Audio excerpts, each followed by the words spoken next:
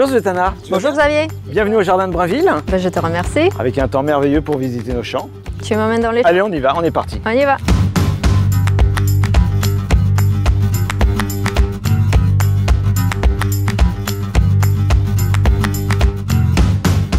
Xavier, tu es maraîcher? Donc nous sommes maraîchers depuis 1982. J'ai repris l'exploitation de mes parents et ça fait 50 ans qu'on cultive sur le site. Une trentaine de légumes différents. Une partie en pleine terre, une partie en serre. Et pourquoi tu les fais sous serre?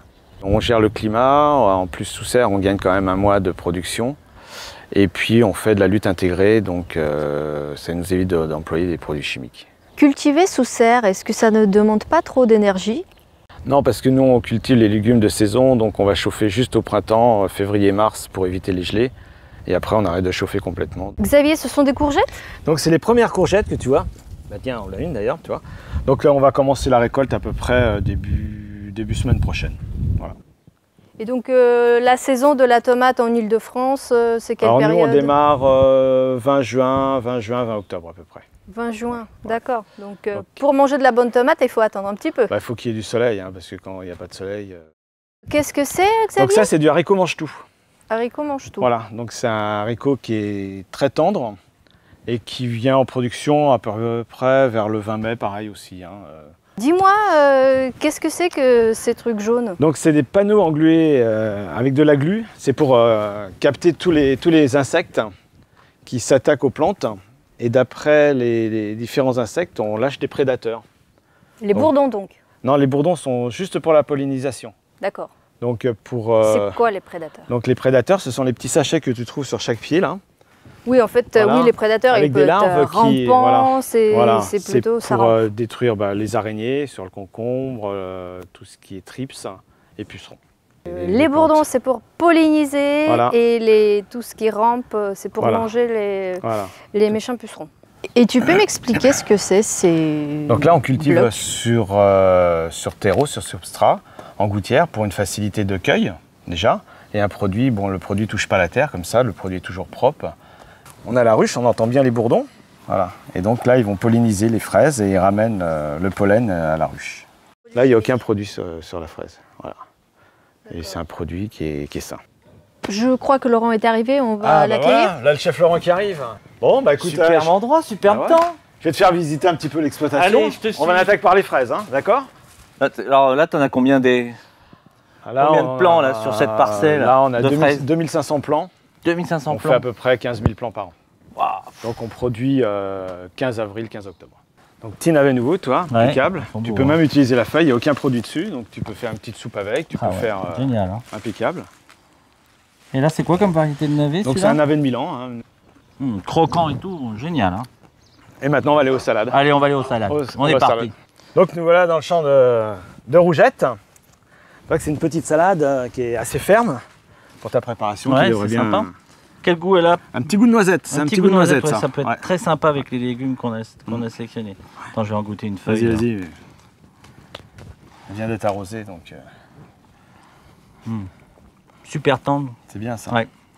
Comme tu dis, ouais, un petit goût de noisette. Je vais suivre ton conseil. Je pense que ça va être sympa avec les concombres, radis et navets. Hein, ça fera Xavier, ouais. Laurent, as-tu fait ta sélection? Ça y est, la sélection est faite avec Xavier. Alors on va commencer en sélection une petite salade rougette. Une salade rougette. Avec un petit goût de noisette.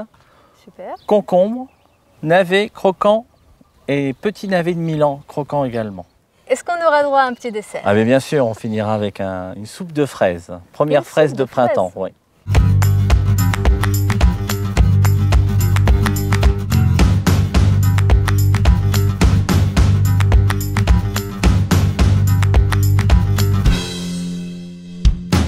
Laurent, on est dans ton restaurant au Méridien Étoile, ma chère et tendre. Oui, le Méridien Étoile, 1025 chambres. 1025 chambres, ça fait du monde à nourrir. Comment ça fait fais-tu? beaucoup de monde à nourrir. L'essentiel et ma philosophie, c'est vraiment la sélection des produits, qui est 100% local, et vraiment des produits vraiment de qualité et de saison.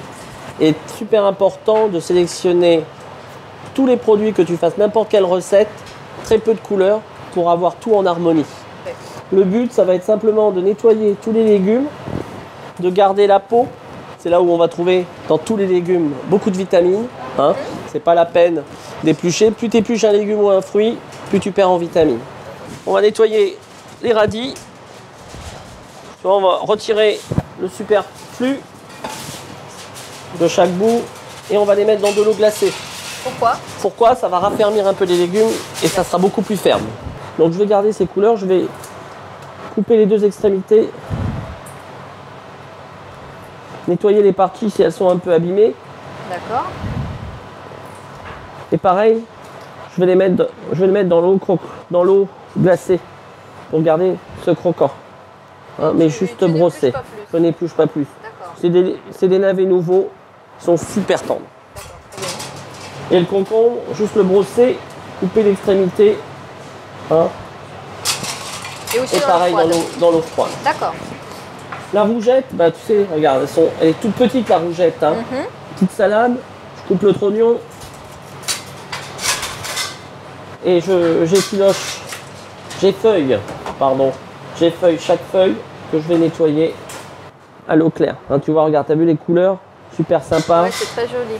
Ça fait combien d'années que tu travailles ici? Alors ça fait 3 ans que je travaille ici. Et c'est vrai que j'ai fait beaucoup d'établissements sur Paris et toujours des hôtels parisiens. De 500 à 950 chambres. Donc juste j'éponge un petit peu, j'essuie un petit peu mes produits avec un peu d'essuie-tout.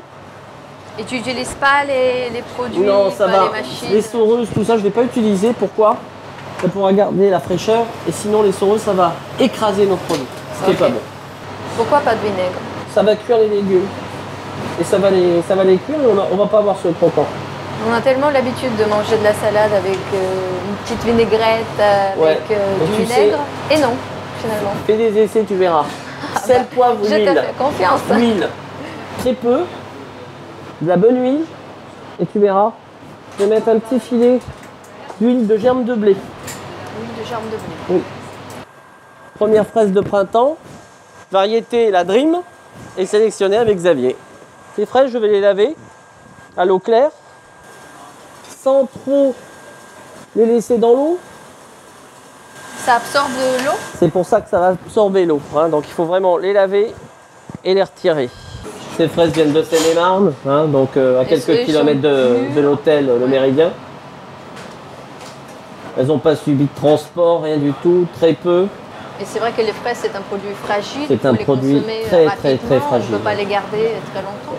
D'ailleurs, aurais-tu un conseil particulier pour les garder, les fraises, ou pour les conserver peut-être? Alors, pour les conserver, dans le bac du frigo, plutôt la partie basse du frigo, parce que c'est la partie quand même qui est moins froide dans un frigo. Une fois qu'elles ont été lavées et cutées, on va les couper en fines lamelles. Là, tu n'utilises pas la mandoline? Là, j'utilise pas la mandoline parce que c'est un fruit avec une chair beaucoup plus fragile. Si j'utilise la mandoline, ça va s'écraser. D'accord. Et ce qu'on veut faire aujourd'hui, c'est une soupe de fraises, mais c'est pas un coulis de fraises. On va les disposer dans notre assiette de service. Et j'ai fait une infusion d'estragon. Comment tu fais? Alors, je fais cuire comme un caramel, mais sans coloration, l'eau et le sucre. D'accord. D'accord? Je laisse refroidir. Et une fois que ça refroidit, je vais infuser quelques branches d'estragon frais. D'accord. Et je vais laisser refroidir. Et ça va me donner ce sirop très limpide.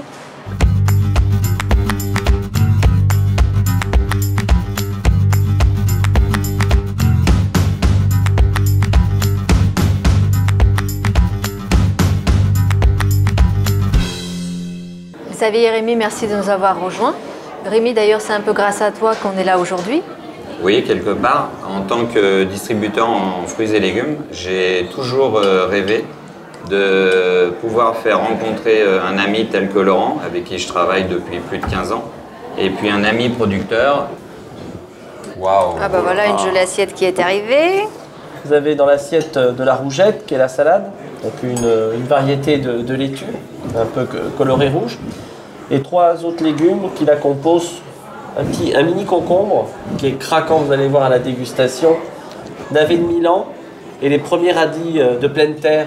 Moi, c'est vrai que je suis très friand de tous ces produits locaux parce que à l'heure actuelle, on trouve certains produits, c'est sûr, ils vont être super gros, super une belle couleur, mais ils ont perdu en goût, hein, en valeur gustative. Pourquoi? Parce qu'on les a ramassés verts, ils vont mûrir dans un camion qui va faire 1500 km. Chaque saison a ses fruits, a ses légumes, et c'est là qu'ils sont optimisés au niveau gustatif. Oui, Xavier, tu confirmes, c'est pendant la saison que le produit est le meilleur. Elle a eu son temps de soleil. Si tu fais une tomate en plein hiver, il n'y a pas eu de soleil, c'est que c'est artificiel. Est-ce que Rémi, tu as été voir un petit peu comment poussent les fraises de chez Xavier? Ce que je sais, c'est que Xavier n'est pas très courageux. Donc on fait les fraises à hauteur pour éviter de se baisser. Comme ça, hein. Et je pense que même Rémi, il arrivera à cueillir des fraises. Je pense que Qu'est-ce que tu penses de la variété Dream? Moi, je la trouve extraordinaire. Comme je t'ai dit, là, j'ai fait une préparation simple parce qu'il n'y a rien à ajouter. Tout est dans le goût de la fraise. Sur un pied de fraise, combien de grammes ou de kilos tu récoltes par an? Sur un pied de fraise comme la Combien Dream, on est entre 250 et 350 grammes.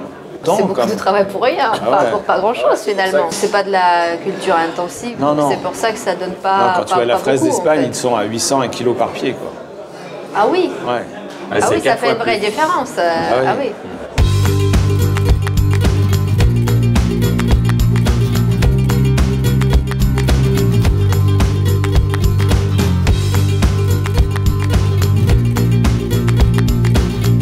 On se retrouve très bientôt pour une nouvelle exploration gourmande.